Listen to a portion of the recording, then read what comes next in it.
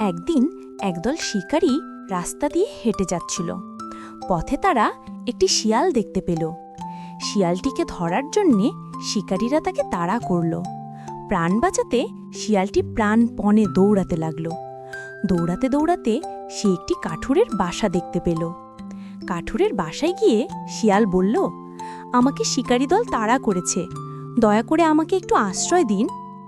কাঠুরে শিয়ালকে বাসায় ঢুকতে দিল এবং একটি ড্রামের ভেতরে লুকিয়ে রাখল।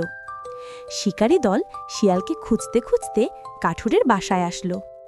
কাঠুরে পুরো বাসা তন্ন তন্ন করে খুঁজেও তারা শিয়ালকে পেল না। অবশেষে শিকারী দল ফিরে গেল। কাঠুরে ড্রামের ভেতর থেকে শিয়ালকে বের করল।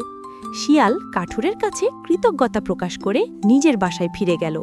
শিক্ষা, অন্যের ক্ষতি করতে নেই, বরং উপকার করতে হয়। গল্পটি ভালো লাগলে একটি লাইক দিও।